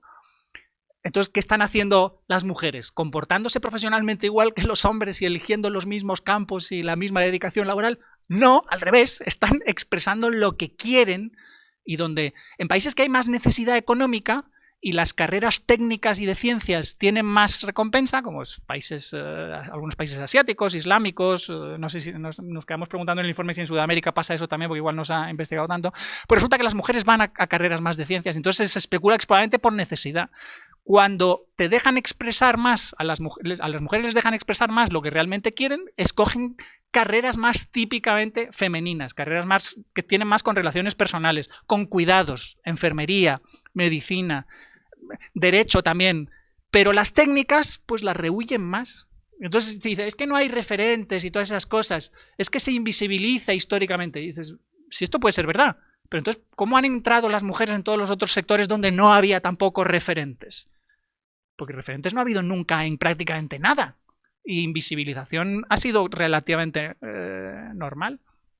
Entonces, los países escandinavos a mí me da la sensación de que hay menos conflicto social, porque hay menos coacción, son más étnicamente homogéneos, pero en países como España y otros que son más grandes y hay más diversidad, digamos, la agresividad del movimiento feminista y todas las cosas, las cuotas que quieren imponer, las paridades que quieren imponer, no van a causar más que daño a largo plazo, porque ¿qué van a hacer? ¿Obligar a la gente, a las mujeres a estudiar física y matemáticas cuando no quieren? ¿O prohibir a los hombres, cuando se alcance base de un cierto porcentaje, estudiar esas carreras cuando no quieren o dedicarse a esas profesiones? Hay cosas divertidas, no sé si habéis visto últimas noticias. Google de repente ha descubierto que trataba discriminatoriamente en salarios. ¿Pero a quién trataba discriminatoriamente? A los hombres les estaba pagando de menos. O sea, que ahí va a haber muchísimas sorpresas. Yo Domingo, no te puedo decir exactamente hacia dónde va a salir, pero si los liberales pedimos libertad suficiente para que la gente experimente y vaya hacia donde realmente quiera y pueda. Una cosa con esto, que no es una pregunta que se me ha olvidado. No te preocupes. Que también para Cuca, para Irune. O sea, a mí en este sentido, en lo mismo que está diciendo Paco, me da la sensación de que esta obsesión con esa igualdad absoluta en todos los ámbitos es como, porque es una obsesión además en siempre el mismo sentido, es como el último empujón de una cierta clase de machismo, que es priorizar las cualidades que siempre se han considerado como masculinas. Es decir, supongamos una pareja. El hombre trabaja 12 horas al día, la mujer trabaja 12 horas al día, están ahí machacados hasta el límite. De repente tienen un hijo, dice, oye, uno de los dos tiene que dejarlo un poquito, vamos a dejar de trabajar 12 horas al día, vas a trabajar solo 8, 6, incluso 4, porque tenemos además 2 sueldos buenos. Si se hace como habitualmente se hace, que es el hombre sigue trabajando 12 horas al día y teniendo reuniones hasta las 9 de la noche y la mujer lo deja, se dice, es que la mujer está renunciando al trabajo. Y como si fuera algo malo. Yo me pienso en esos dos y digo, quien está perdiendo es él, que es el que está... O sea, a mí me parece mucho más alienado el tipo que está a las 9 de la noche en una oficina de Azca, en una reunión, que la señora que está a las 5 de la tarde con su hijo disfrutando de la vida. Sí, pero como lo que se hace es establecer un rango desde la visión clásica masculina, el que está ahí a las 9 de la noche es como muy bien, que lo estás haciendo bien, y la que se ha quedado a las 5 en el parque con su hijo es como, joder, que te estás hundiendo la vida. Yo no lo entiendo. Bueno, pero me parece como el último empujón del machismo. Intentar imponer las cosas que el hombre valora más que la mujer. Así de forma general. Te agradezco un montón la pregunta, Domingo, porque de hecho antes de que la hicieras yo iba a pedir el micro para decir eso. No solo lo que tú comentas, que sí lo comparto totalmente, sino que además han asumido que solo entendemos por poder aquello que está, digamos, que se identifica con las cualidades del poder típicamente masculinas. Y en muchas ocasiones no se valora el poder que tiene la mujer en muchas otras cosas. Es decir, esto igual suena feo, pero si las cualidades o si el hombre en parte se diferencia por la mayor agresividad y demás, y eso, digamos que es un factor de poder, la sexualidad es un factor de poder brutal y nadie la defiende. Y las feministas dominantes han decidido que que el único poder que sirve es el poder típicamente masculino, que el poder de la sexualidad no importa para nada, cuando todos sabemos que es... y puede llegar a ser incluso más importante, no lo sé. Y al final es un contrasentido, ¿no? Porque al final es profundamente machista eso. Es entender que el poder solo es... ¿no? Como cuando dicen, es que hay que feminizar la política. ¿Qué quiere decir que hay que feminizar la política? O sea, ¿en qué quedamos? ¿Está mal maquillarse, pero luego decimos que las mujeres que están en política son demasiado masculinas? No entiendo. ¿Cuál es el problema? Maquillarse, que las mujeres sean masculinas, que no. Por ejemplo, ya no solo por el sesgo ideológico, pero mucha gente se mete con perfiles como Margaret Thatcher o Inés Arrimadas, ¿no? Porque tienen un perfil dudable en Inés Arrimadas, pero un perfil como más, digamos, beligerante. Y entonces que hay que ir, entonces no hay que depilarse. ¿Cuál es la feminización de la política? Son cosas que uno no acaba de entender muy bien. Bueno, me sumo a lo que ha dicho Irune. Es curioso porque, bueno, como dice una buena amiga mía, este feminismo es el nuevo machismo. O sea, mucho querer empoderar a la mujer, pero bajo el yugo de lo que ellas decidan. O sea, y al final es eso, o sea, quieren alcanzar aspectos que tienen una tendencia, insisto, tendencia masculina, pero a la vez los recriminan cuando son los hombres los que están copando esos espacios. Entonces, para mí es una suerte de esquizofrenia el feminismo de hoy en día. Dicen una cosa, sienten otra, piensan otra. Y ahí tenemos a los adolescentes que no saben cómo actuar. No me voy a repetir porque Irune lo ha dicho bien, pero sí quería hacer un matiz a lo que has comentado con respecto a los medios de comunicación. Es verdad que estáis los periodistas. Yo me pregunto dónde os queda a los periodistas la libertad de prensa y la libertad de expresión. Y segundo, tenéis unas guías maravillosas de cómo hay que abordar las noticias de la llamada violencia de género o los casos de suicidio, y cuento con los dedos de una mano los que se ascriben a esas guías. Son guías elaboradas que están distribuidas por los diferentes medios a nivel nacional e internacional. Se explica cómo abordar ese tipo de noticias, entre otras cosas para evitar un famoso efecto que se llama el efecto imitación, que eso también está estudiado. Y aún así, cuando tú coges una noticia y coges un titular, siempre se incide en lo mismo. 27 puñaladas asestadas, un charco de sangre que te ponen en las imágenes. O sea, para mí eso es la responsabilidad del periodista. Yo sé que hay una carga ideológica, sé que hay unas benditas subvenciones que agradecen los medios de comunicación en materia de ley de violencia de género. Ahí ronda un 3% de los presupuestos y eso se puede ver. Pero claro, yo entonces me pregunto dónde queda a los periodistas la libertad de prensa y de expresión. Sé que es difícil y en cualquier profesión ocurre. Yo soy sanitaria, yo he trabajado en urgencias y yo he visto el decir me niego a activar cierto protocolo o cuestiono que ese protocolo haya que activarlo y animarme a hacerlo o si no me van a echar. Creo que ahí es muy complejo, pero creo que está en la mano de todos. Por eso yo incido en la parte responsable de los medios a la hora de transmitir ciertos mensajes. O sea, sino que preguntaros cómo la sociedad cree que es una lacra esta violencia, cuando luego la evidencia es todo lo contrario. O sea, ahí hay un medio de comunicación que son los diferentes portales los que están ayudando a que se haga esa creencia. Entonces, ojalá, o sea, pudierais hablar claramente, pues como hemos hecho nosotros en Informe y otros tantos estudiosos de la materia, y oye, calmar a la gente, o sea, no hacer creer que vivimos en un estado de miedo, que es lo que se está haciendo creer. Domingo, es que justamente en tu última pregunta has sacado la otra paradoja, la paradoja sexual que estudia en su libro Susan Pinker. Las feministas critican, digamos, la inferioridad económica de la mujer, que es cierta, en cierto modo, y la invisibilización de la mujer, no ya la histórica, de que no hay personajes históricos femeninos, digamos, a emular o que tuvieran poder, sino la actual, de que como se dedican a las tareas domésticas y de cuidados, eso es menos visible y no tiene recompensa económica. Entonces dices, en su libro Susan Pinker, primero lo que pregunta es, bueno, pero ¿la gente está satisfecha? ¿Y quién está más satisfecho? ¿Quién está más contento con su trabajo y con su situación? Y descubre que, al menos con sus datos en Estados Unidos, son las mujeres. Que son las mujeres las que, al ser madres y al tener familias, deciden, yo no me voy a pegar estos estresones de todas estas horas trabajando y a horas intempestivas y estos viajes, y prefiero estar con mi familia. ¿Que eso me supone una renuncia económica? Obviamente, cualquier economista con dos dedos de frente sabe que las decisiones tienen costes y la mujer lo asume libremente. Pero todo es divertido, este feminismo que es totalmente economicista, que solo ve el dato frío de las mujeres ganan menos dinero y tienen menos posiciones de poder económico. Luego mal. ¿Pero por qué mal? Si han decidido eso libremente, quizá estén mejor. ¿Por qué no se fijan en el hombre que que aporta de más a la familia, a los gastos familiares? ¿Obtiene un plus el hombre simplemente por aportar de más? Quizá ese plus es dedicarse menos a las tareas domésticas y oye, ya que paso más tiempo fuera.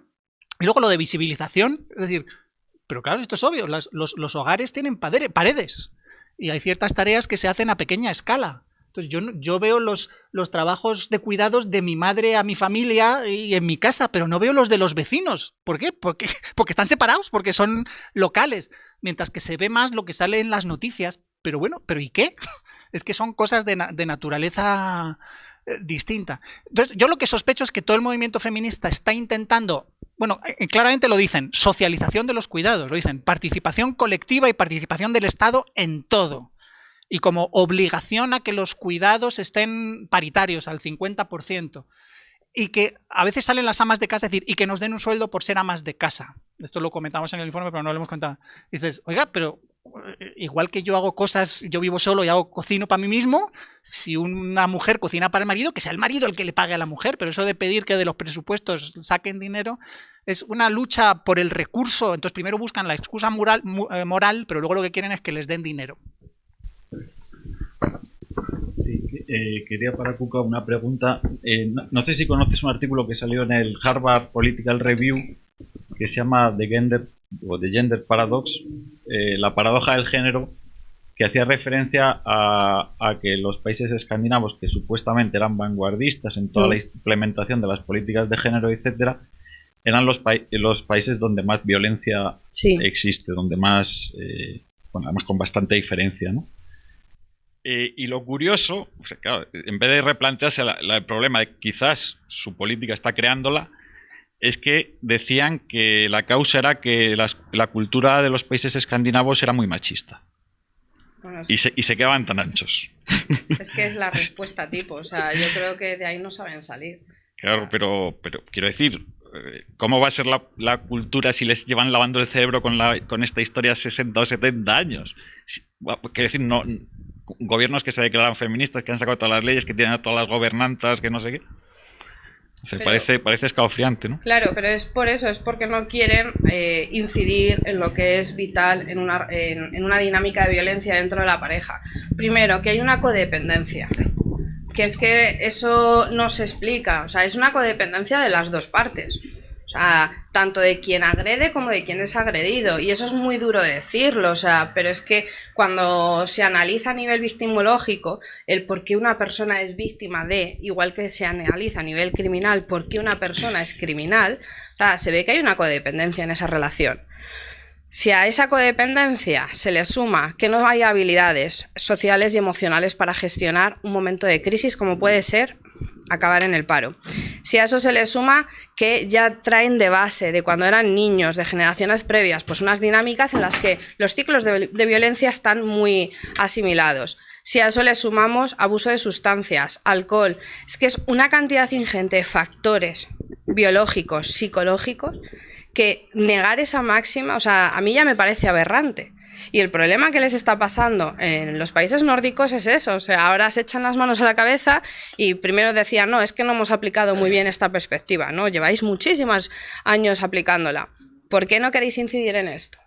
O sea, hay infinitos estudios, hay estudiosos de la materia, los dos hermanos Pinker, o sea, a nivel aquí en España tenemos grandes investigadores. O sea, tenemos una neurocientífica como es Marta Iglesias, que es que se está dedicando a estudiar la agresividad. O sea, ella estudia el por qué nos comportamos como nos comportamos y se está incidiendo en el comportamiento agresivo. Es que hay referencias, hay literatura, hay evidencias y aún así se rechazan. Entonces la pregunta que habría que hacerles es ¿por qué? ¿Por qué rechazan eso y siguen aplicando ese tipo de medidas y de perspectivas en base al género? Porque hay una cuestión económica muy importante detrás. O sea, hay que entender cómo el Fondo Social Europeo destina por cada denuncia a España una cuantía. En vez de por cada condena, no, por cada denuncia. Ver los presupuestos generales del Estado, ver el BOE, ver las subvenciones, ver a qué se destinan esas subvenciones. O sea, es dinero. Y es una cuestión de poder. Y saben perfectamente que con todo el revuelo que tenemos, hoy ¿qué es lo que más votos da? Decir que se es feminista y que se va a endurecer la ley de violencia de género y que se va a ampliar a otros niveles y que el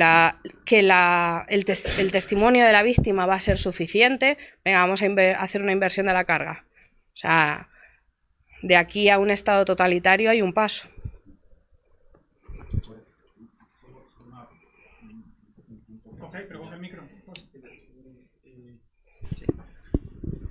Los grandes enemigos de la mujer, según el movimiento feminista, entiendo yo, que son el matrimonio y la maternidad. En parte, sí. Entonces, básicamente, lo que quieren, digamos, es que todo quede externalizado en un estado orwelliano, un estado en un como Huxley, perdón. Sí, un mundo Brave feliz. New World. Lo que están haciendo es recriminan que en antaño tuviésemos unos códigos en los que había un eje en el que el padre, marido, hermanos son los que deciden, y ahora es papá-estado. O sea, siguen, por eso he dicho, es que lo dice una amiga mía, el feminismo es un nuevo machismo. Y entonces, ¿qué es lo que quieren atacar? Aquello que ellas consideran que menoscaba a la mujer. Pero sin mayor explicación ni mayor evidencia. Precisamente desde la segunda ola, digamos, el eslogan que impera es que lo personal es político. Entonces, este tipo de feminismo lo que quiere es eso, es sacar de la esfera privada aquello que pertenece a la esfera privada y hacerlo público y legislar sobre ello. Hay la expresión de que la maternidad es una esclavitud. Dices, yo esto, en plan metafórico, lo entiendo y le doy la razón a una madre y digo, es que ser madre es... Pero vamos a ser serios, no es lo mismo de que me han capturado por ahí y me han dado latigazos para tal. No es lo mismo. Es decir, las madres yo creo que deberían saber cuál va a ser su futuro si deciden ser madres. Yo creo que eso lo sabe cualquiera, salvo que le metan ideas feministas, como hay mujeres con las que hablas y dices, yo me di cuenta de las tonterías que me habían contado de que los hombres y mujeres éramos iguales hasta que cuando tuve el primer hijo. En el sentido de que yo vi lo que me importaba a mi hijo y cómo me obsesionaba, y mi marido, mi pareja, pues pasaba. O parecía que pasaba, no es que el padre pase, pero obviamente su implicación emocional no va a ser la misma. No hemos tratado en el informe, pero sería divertido, cosas como la gestación subrogada o gestación artificial, ¿qué impacto podrían tener en las sociedades? ¿Qué pasará cuando se le ofrezca a la mujer y decir, bueno, te puedes ahorrar el quedarte embarazada? La lactancia ya se ofrece, ¿eh? Y sin embargo hay feministas como Esther Vivas que en eso al menos creo que acierta, que dice no hay que ir tanto a la lactancia, digamos, artificial, sino la lactancia materna, o sea, leche a dar de mamar, incluso hasta los 3 años y cosas así, que son más naturales y se sabe que incluso más sanas, de que la mujer se ahorra problemas médicos simplemente gracias a seguir dando el pecho y liberación de ciertas hormonas y tal. O sea, que eso es un debate para el futuro, que las feministas en algunos sentidos están yendo en sentidos totalmente contrarios a sus propios intereses. Es una adversación que muestra lo que es ese movimiento, porque es que si no hay maternidad es imposible que perviva la especie humana. O sea, es decir, me vas en un orden social y en unas propuestas que de aquí a 100 años no quedamos ni uno. Bueno, o sea, que directamente es como meterla en el asilo, ¿no? No, pero podría haber una reproducción asexual o sexual, pero igualitaria, que es lo que pretenden. Os pido que vayamos acabando, un par de preguntas rápidas más. Bueno, yo tenía un comentario y una pregunta que hacerte a ti, Cuca. El comentario era que la lucha por la igualdad creo que sí que es una lucha ideológica, esencialmente porque no entendemos lo mismo por igualdad a uno y otro lado del espectro. Y luego también quería preguntarte si habías encontrado alguna evidencia de aquello que decía Erin Pizzi, o Prizzi, no estoy muy seguro, de que en la mayoría de los casos de violencia doméstica la violencia era bidireccional. Si os parece, juntamos la... Bueno, juntamos la pregunta. Bueno, yo en realidad tenía 2, pero voy a circunscribirla a una sola, porque hay escasez de tiempo, y se la dirijo a Santiago Calvo, que es el que ha tratado la parte socioeconómica de este asunto, respecto de la brecha salarial. Bueno, la brecha salarial es un fenómeno socioeconómico que es innegable si lo asimilamos a diferencial promedio salarial de los agregados retributivos. Esto es una cosa que está constatado y simplemente sumar y extraer medias aritméticas. El problema de la cuestión es cuando se quiere identificar brecha salarial con discriminación salarial. Entonces, esto es una cuestión también muy estudiada desde hace mucho tiempo. Generalmente se ha estudiado desde el punto de vista de los modelos econométricos mincerianos, en los que la varianza no residual o no explicada es la que se asimila a discriminación salarial. Bien, los resultados de todos estos estudios son muy variopintos, porque el arco, digamos, de diferenciales salariales supuestamente atribuidos a discriminación varían entre el 50% y el 5%, con lo cual no parece una metodología demasiado robusta. Esto también se ha estudiado y se ha criticado en otras publicaciones, algunas de las cuales, si le interesa, le puedo dar referencia. Y creo que una metodología más acertada para sustanciar esto es la inspección aleatoria por muestreo de los salarios segmentados por sexo, que es lo que hace precisamente la Inspección de Trabajo en nuestro país, por ejemplo, y especialmente desde 2009 con las campañas especiales para detectar la discriminación salarial por razón de sexo, que dice el informe, y que se han terminado de hacer precisamente en el año 17 o 16, si no estoy mal informado. Bien, como resultado de estas inspecciones se encuentra con muestras aleatorias de cientos de empresas y cientos de miles de trabajadores de ambos sexos que el porcentaje, para expresarlo en términos relativos, de mujeres, trabajadores que sufren una discriminación salarial por razón de sexo y encontrada en los complementos retributivos, no en las tablas salariales comunes, es de un 5 por 1000. De forma, en la serie temporal muestra ese porcentaje o ese por milaje. Entonces, claro, eso no determina exactamente cuál es el diferencial salarial que puede encontrarse, pero claro, si 5 personas de cada 1000 que trabajan en una empresa pueden tener una diferencia salarial, imagínense el tamaño que tiene que tener esa diferencia salarial para que explique un 5, ya no un 50%, sino un 5% de los agregados. Entonces, creo que esto se ha dejado orillado en muchos de esos estudios que se centran, digamos, en la perspectiva econométrica con ecuaciones de regresión y no acuden a la inspección de registral, que es mucho más sencillo y es la prueba del algodón. Es decir, bueno, vamos a mirar gente concreta, es decir, no hacer estimaciones probabilísticas más o menos robustas, sino vamos a las empresas, las tomamos con un muestreo aleatorio sin avisar y digo, a ver, todos los salarios. Y a ver quién hace qué, y entonces cuando los resultados de esto encuentran, y ya digo, el último que tengo el dato creo es del 2016, un 0,41%, es decir, un 4,1 por 1000 de personas que han generado un acta de punitiva, por así decir.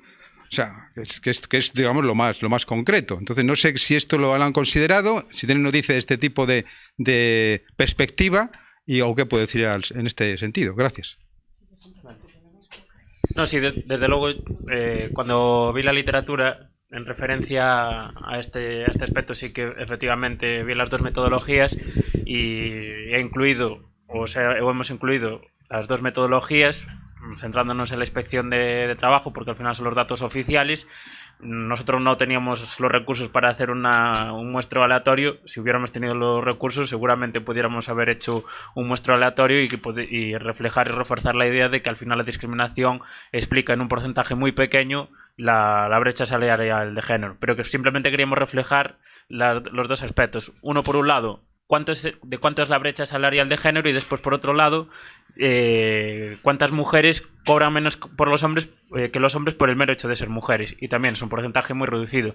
Las referencias que acaba de dar usted y también las que ponemos en el informe pues concuerdan en que el porcentaje pues en torno al 1% de las mujeres o de los casos analizados cobran menos las mujeres por el hecho de ser mujeres. Un porcentaje. Porque parece más definitivo, quiero decir, cuando los cuentas, ¿cuántos tenemos aquí pañuelo en el bolsillo? Pues podemos hacer estimaciones, no sé, con modelos bayesianos, ¿verdad? Pero cuando dice, bueno, vaciémonos los bolsillos, ¿y cuántos tienen pañuelos efectivamente? Pues 2, pues ese es el porcentaje. Pero miden cosas diferentes. Uno es la diferencia salarial entre hombres y mujeres y otra es cuántas mujeres están discriminadas. Son cosas diferentes. No, pero los modelos estos de brecha salarial hacen una estimación no solo de cuántas mujeres puede haber discriminadas, sino de cuál es la cantidad de dinero que cobran de menos en promedio las mujeres, lo atribuyen a discriminación salarial. No dicen que eso simplemente es una diferencia entre el agregado de hombres y el agregado de mujeres, sino que vienen a decir, esto lo escuchamos machaconamente, las mujeres cobran un 40 y tanto, un 28%, un 14% por hora trabajada, menos que los hombres, por hacer el mismo trabajo, que ese es el quid de la cuestión. Que cobran menos es una evidencia estadística. Por hacer el mismo trabajo, ¿cómo se determina esto? Pues de la mejor manera es con inspección de trabajo, mirando en empresas concretas, a personas concretas, cuánto cobran y qué hacen. Sí, a tu pregunta, para mí uno de los grandes bancos de información y que constata esa bidireccionalidad, lo referencio en el informe, se llama Estudio PASC, que recaba 12.000 estudios. De esos 12.000 ellos cogieron una muestra para mostrar un metaanálisis concienzudo, pero es que estamos hablando de más de 12.000 estudios. A nivel español tenemos a Cáceres, a Carmona Torres, a Cuenca y Graña, que es que hablan de esa bidireccionalidad en la violencia dentro de la pareja. Y se habla de la escalada de la violencia. Estamos acostumbrados a escuchar la noticia de una mujer muerta, pero es que hasta que se llega a eso muchas veces hay una escalada y hay un matiz importante a entender, que eso tampoco se explica normalmente, y es que muchas veces cuando una mujer acaba muerta en esta dinámica tampoco ha habido una escalada de violencia y eso no se estudia. Son dos dinámicas diferentes dentro de la violencia de la pareja, pero hay estudios de sobra. El estudio PASC para mí es de los más potentes por eso, porque es que son 12.000 estudios los que recogen donde se habla de esa bidireccionalidad. De todos modos, en diciembre estuve en Bruselas, en el Parlamento Europeo, y uno de los ponentes recabó, creo que fueron 150 y pico estudios, ahora mismo no recuerdo el pico, donde se ve cómo hombres y mujeres, ambos son víctimas, ambos son victimarios y hay una correlación, o sea, hay una bidireccionalidad en la violencia. Vamos a proceder con la última pregunta. Cuca, tú antes has hablado de cómo los medios de comunicación influyen en todo este pensamiento y en cómo se magnifica un problema que realmente es grave, siempre un asesinato va a ser grave, pero ni de cerca tanto como nos hacen creer. Y creo que le estamos dando poca importancia a lo que está sucediendo también en las universidades españolas. Yo conozco la Autónoma, que es en la que estudio, y entré en la Facultad de Biología, en la de Psicología, ver carteles de 5 metros con todos los nombres de todas las mujeres asesinadas que ponen grande feminicidio. Todo el camino hasta el Cercanías lleno de carteles, de siluetas dibujadas en el suelo como si fuese el escenario de un crimen, de manchas de sangre falsa. Y te lo cuentan como si estuvieses en un estado de guerra. Y ha salido hace poco Evergreen, la parte 2 del documental. Y creo que no le estamos dando la suficiente importancia a todo lo que está ocurriendo, porque no creo que vayamos a terminar con Estados Unidos, espero que no. Pero es hablar con muchas compañeras y son activistas, no están pensando en ciencia, están pensando en esto es política y ya está. Para mí esto es una cabeza de hidra y tenemos infinitas fuentes de manipulación, adoctrinamiento, falsación de la información, etc. O sea, es los medios de comunicación, es la educación, es el sistema político. Si es que al final es todos esos brazos armados que tenemos en nuestra sociedad, en todos ellos ha ido calando este tipo de ideas, de información falaz. O sea, los medios de comunicación son importantes en una rama, la educación es en otra. Y ahí tenemos un pacto de Estado que cuando se apruebe el presupuesto y se lleve a cabo, pues nos echaremos las manos a la cabeza porque se implantan medidas muy totalitarias, inspectores corroborando que se está aplicando perspectiva de género a la educación. Imposición de la asignatura de feminismo, quiero ver esa asignatura, pero ya no solo a nivel educativo, desde los 3 añitos hasta la universidad, es que a los profesionales de casi todas las carreras se nos va a imponer. O sea, yo cuento siempre una anécdota cuando me estudié el Pacto de Estado, y es que a los intérpretes de lengua de signos se les va a dar una asignatura de perspectiva de género en lengua de signos. Yo he estudiado lengua de signos y todavía no entiendo dónde me van a aplicar a mí esa perspectiva. O sea, ese es el nivel. ¿Qué ocurre? Que eso no se sabe.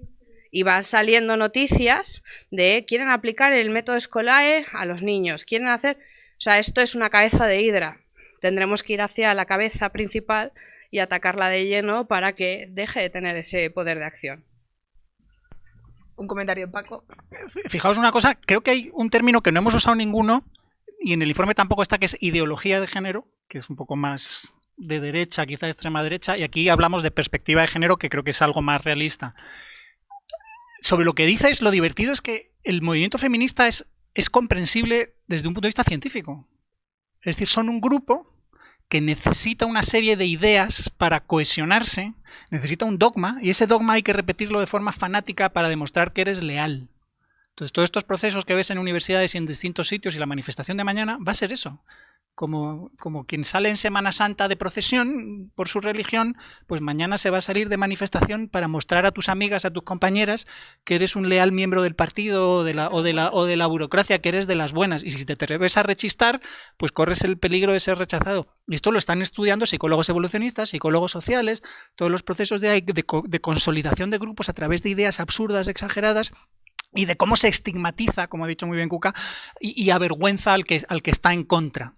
Son campañas organizadas que funcionan, que no tienen por qué ser reales. Por eso cuando ellas acusan a la cultura de todos los males, dices, pero si sois vosotras o vosotros en general los que estáis abusando de la cultura y los que estáis utilizándola para constituiros como grupo de presión. Os agradezco muchísimo a todos que hayáis venido a la presentación, que hayáis aguantado hasta ahora. Y bueno, estamos disponibles en las redes sociales para que nos sigáis preguntando todo lo que queráis. Muchas gracias. Gracias.